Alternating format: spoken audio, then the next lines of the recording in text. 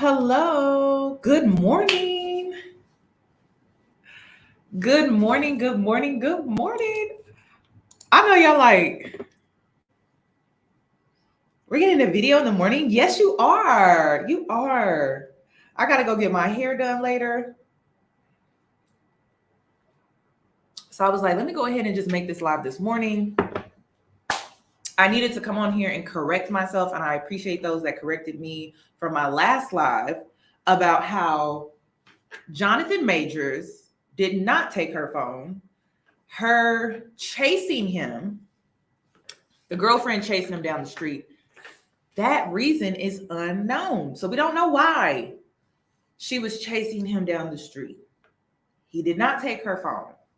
So I stand corrected, and I appreciate those that took the time to correct me.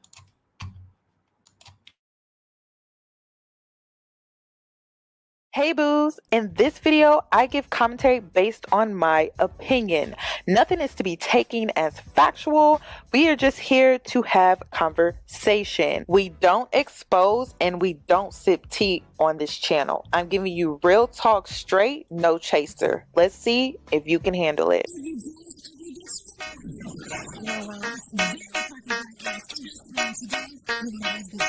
Cause I'm a boss.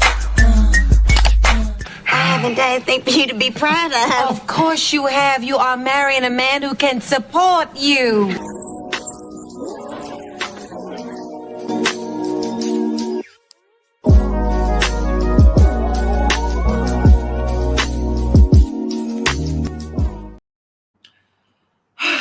So I am back. I wanted to talk about some things because, I was on social media and I saw some of the comments. I appreciate everyone's opinions, thoughts, and perspectives because that's what the platform is for. But I do want to clear this up because I don't want to come across insensitive to other victims in other communities, because I was just reading some of the comments and it was kind of like implying that I feel like other women have no problem, other victims in other communities have no problem speaking up and defending themselves. And that is not always true. There are victims in other communities that still struggle with coming forward because abuse, it takes a toll on your mental health. It has a psychological effect on you. So I don't want to be dismissive to those women in other communities that have a hard time coming forward and really calling out an abuser. So I just wanted to make that known. Maybe I just didn't explain myself well in my last live. So I decided that I was going to do it this morning. So first and foremost, though, I want to bring to your attention that the reason why I also believe that Jonathan Majors was convicted was because he also had a violent past. And I don't see anyone really talking about that. I don't really see anyone highlighting that. It states here that Jonathan Majors' extreme abuse allegedly goes back nearly a decade. And I'm just going to read it here. It says Majors was abusive with his partners, aggressive on sets, and a source of toxicity at Yale. And it states here 24 sources tell Rolling Stone. Okay. And then he also denies all accusations. So it is interesting that, the Manhattan's district attorney's office put out that statement about cycles and patterns. And maybe there have been reports about him, but they never had the evidence. And maybe they had enough evidence this time to actually move forward with a trial and being able to, prosecute him, and they found a way to do it. That's what it's seeming like. So if you feel like the evidence that was presented of him being abusive or violent or aggressive, we don't know what other stuff is out there about him. We only know what they have released to the public. So I just feel like that needed to be highlighted. Now, let's get into the whole Black women are online celebrating. I don't understand why Black women are online celebrating. Honestly, when I look at it, I'm not a part of the celebratory live streams and stuff that's going on behind Jonathan Major's downfall. I'm not celebrating at all. I didn't celebrate when what's his name? I forget his name. Oh my gosh. The Godfather. He's such a fond memory now. I can't even think of his name. Kevin Samuels. Oh my gosh. I'm sorry. Kevin Samuels. I'm not saying that to be shady. That was not a shady thing. I really forgot his name. Kevin Samuels. I didn't celebrate behind his passing either. Because you know why? I have a dad around his age.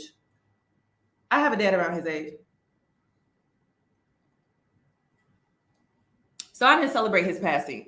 I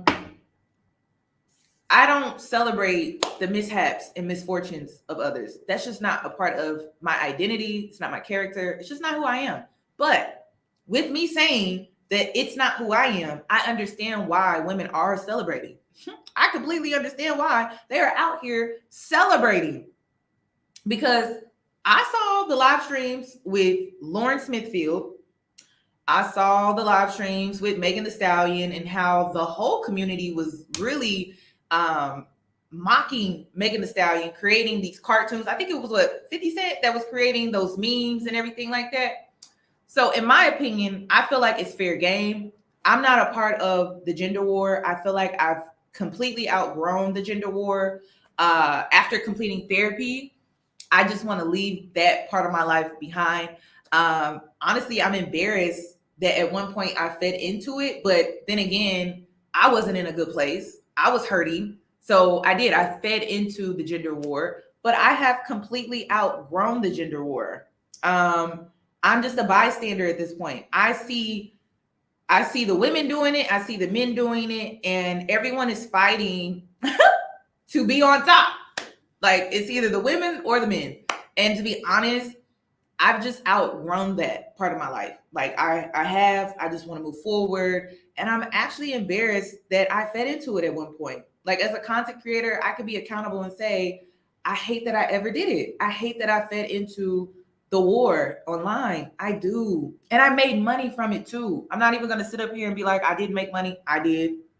And it's embarrassing, honestly. So I don't know. I've outgrown it. And I just want to move forward, you know? I do. Which was why my take was about culture. It wasn't about gender. The take was about culture. And hopefully you heard the take, because the take was about the difference in cultures. So that's what we're going to focus on again in today's video, because I keep seeing videos, or no, not videos. I keep seeing comments from people, both Black men and Black women, saying things like, oh, a Black woman would never do that. A Black woman wouldn't do a Black man like that. So why is that? Because yesterday I spoke on the culture. We facilitate no snitching. We facilitate hold up the Black man. Even if the Black man brings you down as a Black woman, or even if you are another Black man, because we got the gays in the community that are silent because they don't want to bring another Black man down. I think his name is Christian Keys? Afraid to speak out and bring another Black man down, because it's not just what we as women do. We do it as a community. And it's really not about race. It's about what we facilitate on our own. And I think that needs to be addressed. Now, I did a documentary style video about a few months ago regarding Russell Simmons and how his accusers are trying to hold him accountable, but he ran off to Bali. He over there just living up. He ain't came back to the United States yet, not even to check in on his kids. And he's just hanging out over there. And the ladies that came forward, they made a great point. And I want to share it with you, because this not wanting to bring the Black man down, it's really killing us. It is. And I think that's something that needs to be talked about. And it's not just a woman thing. It's a community thing. Because like I said, men are out here traumatizing other men. It's not just men are out here traumatizing women.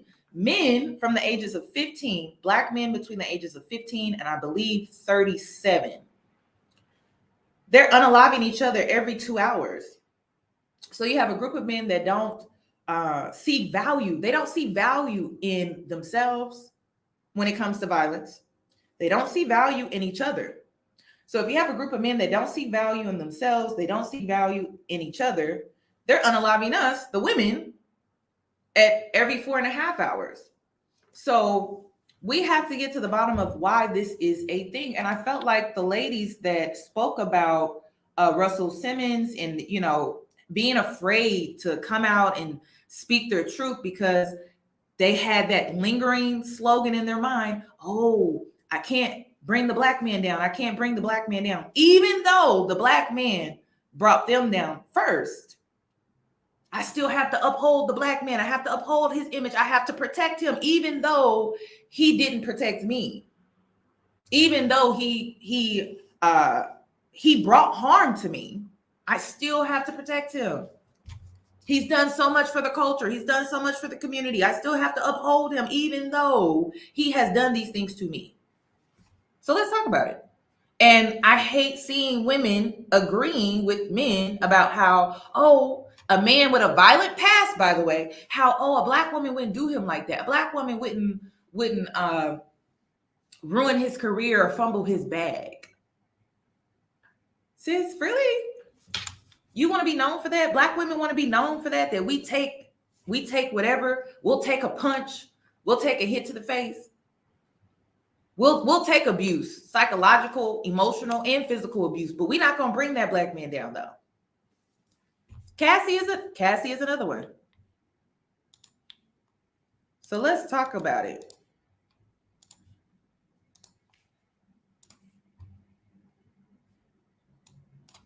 Saturday at Sundance. How do you feel that somebody's, bringing down the black men? And I just thought about that, and I answered the question best way I could. I said, well, how is it that me, of a woman of color, that did nothing but held up my community of black men, whether they was anything they did, my brothers, anything, held them up and always had their back and support.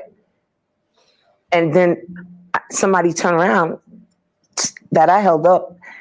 And when I say held up, I held up another black man as far as, Rush was like the man. We was like, oh, and we trusted him, and my mother trusted him with our music to violate me. How do you think I feel? And that's a burden. And it's like, I don't get this where we of color and women of color, we have to be silent and whatever happens. And I've seen things growing up, and from a strong mom that was raising 11 kids, that she just let things happen. And you just shut up and didn't have to say nothing, but you always was holding up your community. 85% of Black girls, by the time they're 18, have experienced some type of sexual abuse or assault. And it's rampant. And the people who are doing this to us are our men. Now, I'm not saying that Black men are inherently bad. What I am saying is that there are men who are serial predators who ultimately are able to continue to attack and to continue their predatory behavior because we feel such an absolute conviction that, one, we do not want to be responsible for putting a Black man into prison, and then two, going against the code of our race and our right now in America, that Black men and boys are dangerous. So when we speak out about a really, truly dangerous Black man, and that becomes a headline, Trayvon Martin is more vulnerable. Okay? So let me stop her right here. Okay? Let me stop them right here. A lot of them are biracial. Y'all know Russell, he had a type. So a lot of the women, that's why they keep saying women of color, right? A lot of them are half Black and mixed with something else. Okay. So you got to understand that this is coming from the women that were speaking out against Russell Simmons. Oh my gosh, Russell Simmons. So Russell had a type. He liked to deal with the women that were mixed with half black and something else. Okay, Kamora Lee Simmons, come on now. All right. So what she is saying, is that because of the culture and how the culture was created, and it was created off of trauma, it was created off of stereotypes, right? If we spoke out and said, this black man over here was violent to me, and he was in fact violent, that means all of these other black men are violent. Because why? They're stereotyped. So it has silenced women that are a part of the community, and it has created and facilitated a community where women are expected to suffer in silence over one black man that may have brought them harm, because it will affect them all, because that's how the system works. So we are suffering as black women. We have these experiences, we go through these things, and it's hard for us to truly seek justice because we know what we're putting on the table. We know that it's not just this black man over here, that it's going to be the whole community of black men, because that is how they are stereotyped. So outside of the arena of the gender war and stuff like that, I have brothers. I know they wouldn't go out here and harm another person. They're not violent like that. But if I went out into the community and I bumped into another black man and he was violent to me, he was abusive to me, and I go out and I speak out about it, my brothers are going to be seen the exact same way. So, and that's why within the gender war, you'll see black men fight tooth and nail. He an innocent black man. He an innocent black man. He an innocent black man. But he's not. He's not innocent. He's not. He literally has a history of being violent. But they will fight tooth and nail about how he's innocent, because they're afraid of how it will affect them. They're afraid of how it will affect, I don't know, him in other spaces outside of this space where this man was in fact violent. So you have this cycle.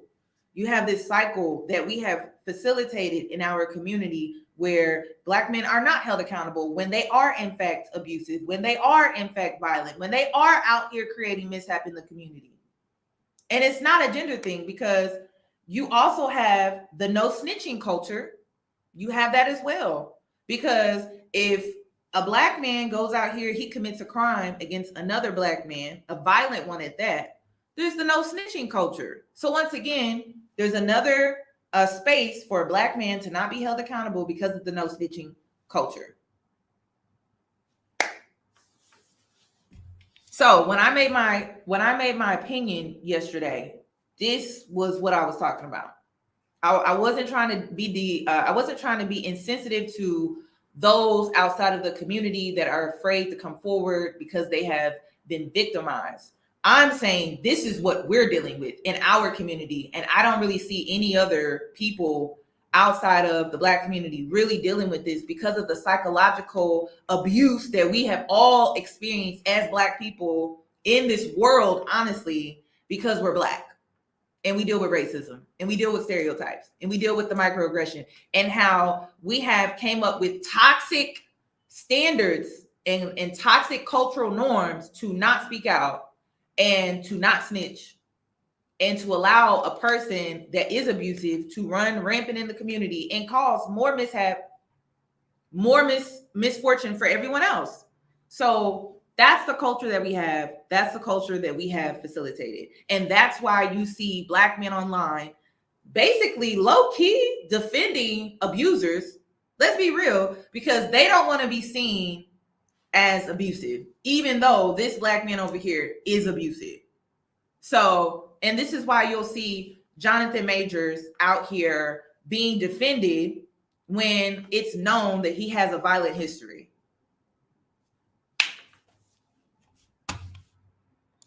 Okay. That was my point. That's all. That was it. She's going to continue to explain, though. Tamir Rice is more vulnerable. Michael Brown is more vulnerable, because we live in a plane that's below the mainstream. So the stories that trickle up to a white audience are very limited, right? So we are managing those stories and the choices that we make as Black people, understanding that we are communicating information to you guys that we can't control. Mm-hmm. And so if we create a headline, and we know it's going to be a headline that Russell Simmons is a violent rapist, then my own son is now more dangerous.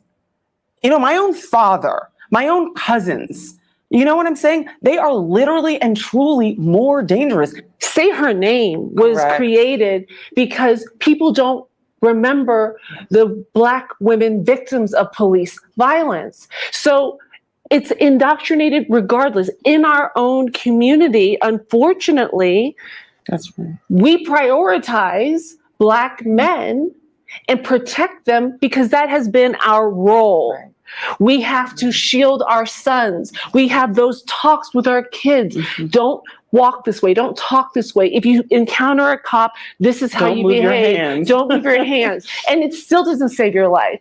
But when it comes to us within this movement, I think it goes beyond nuanced conversations. One of the things that has to happen is that Black men need to confront their own behavior and the way in which they shield each other. Change is not going to occur because a Russell Simmons wakes up one day and says, you know what? I was wrong. I'm sorry. I'm going into intensive therapy and I'm acknowledging the harm that I've done, or any other rapist. That's not it. The onus is on nonviolent men to take a stand. Men who are bystanders, but for whatever reason, such as what we're talking about, choose to prioritize their gender over the safety of our community. You're going to keep talking about it. You're going to keep bringing it up. You will not let it go. You will not let it just rest. And that's why the gender war is still in its prime. You want to know why the gender war is still in its prime? Because neither side can let go, heal, and move on. So the people that stay in that space are going to stay stuck, miserable, and upset. They will never be able to seek happiness because they will not let it go. They won't. They will not actually heal and move forward. They're going to stay stuck in that space where it's the same conversations. They're just recycled, no new points, no new conclusions, no solutions in sight. That was another reason why I had to disconnect, because I'm thinking, oh, okay, we're going to get to a solution. No, there's no solution. It's just a cycle that you will stay in and you will grow bitter in because you don't know how to let go and move forward. And it's not about which is going to be more bitter. Both are bitter, which is why they come online and they voice their bitterness. And then they get offline. And then they go into these spaces, they sleep with each other, they drink with each other, and they're married. And then they come back online and they do it all over again. It's crazy. So once I started to see the toxic cycle with the gender war, I disconnected because I'm just like, people come online, they get into it, they get into the gender war, and then they be offline in the very person's face that they claim they cannot stand, sleeping with the very person they claim they cannot stand, married to the very person they claim they cannot stand, have kids with the very person that they claim they cannot stand, they hate. So I had to disconnect. That's how I had to disconnect. And it's really like that, y'all. I've seen it with my own eyes. All right? I've seen it. And this is... Since we're having this conversation, let's talk about it. Y'all want to know why the Black women's empowering space failed? Y'all want to know why it failed? Y'all want to know why the Black women's empowering space failed? It's because it was male-centered. It wasn't just male-centered. It was extremely male-centered. That's why it failed. That's why you don't see it anymore. I said it. I'm probably going to get dragged for it, but that's why it died. That's why it's dead. That's why it's no longer, because it was just extremely male-centered. And how is it male-centered? Well, on one hand, it was so extreme that we were supposed to hate men right? Then on another hand, it was so extreme that we had to change ourselves to get men. Like we had to change ourselves so much to the point that we would lose our identity in the process of trying to change to be what they wanted. So that's why the Black women's empowering space died. That's why it's no longer, and you won't see it. You get what I'm saying? Because it was so male centered and it was extreme, and it killed it. Like honestly, it killed it.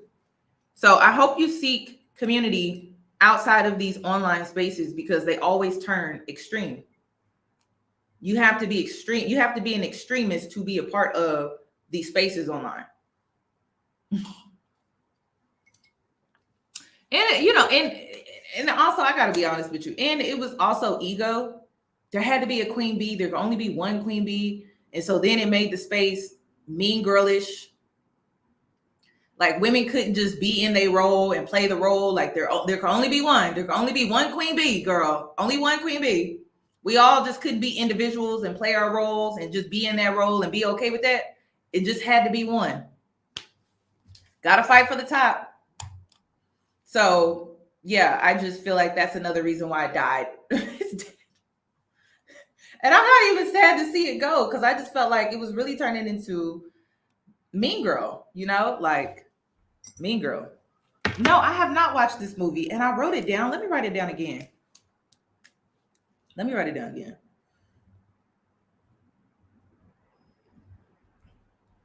Let me write that down again. But yeah, I just thought that y'all should know that, yeah, that's why it's dead. And if you create another movement and your whole objective is to hate men or to change yourself to get a man, it's going to die. So please don't do that to the decentering men movement, because I feel like that movement is so necessary because it could be empowering. But if you're doing it because you hate men, it's going to eventually fizzle out as well. It is. Because you can't hate men and still sleep with them. You can't hate men and still have their kids. Like, it just don't work like that. Be sensible. Find a healthy balance within your mindset. That's the only way. And the reason why I'm saying that is because, just look at the patterns. Every time there was a situation a movement where we centered men more than we centered ourselves, whether we did it out of hate or we did it out of validation, the movement failed. Every single time it failed, and it will continue to fail because it was never built on a solid foundation. So please don't ruin the decentering men movement, because it's not a movement that is about hating men. It's not. It's truly about centering yourself and focusing on yourself and making you the priority before you get into changing yourself to get a man, molding yourself to fit what a man wants. It's about you. So that means you can still date men. You can still marry men if that is what you want to do. It's not about hatred, though, towards the male species. All right. I just feel like I need to make that known because people get in my comments making it about that. And I'm just like, hatred, it just takes a lot of energy. I don't have time for that. So that's all that I have regarding this video. Hopefully you get what I'm saying. To the girls that get it. To girls that don't. And if you want that type of content, it is on my other channel where we talk about different things. It's not male centered. What else? It's not gender war centered. It's just conversations. So if you want to get into that content, it's on my second YouTube channel.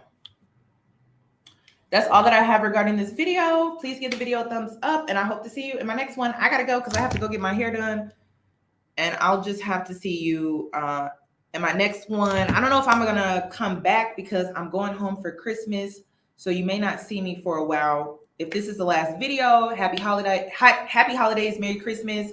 I should be back before New Year's though. Come on now. But enjoy the rest of your morning and your day.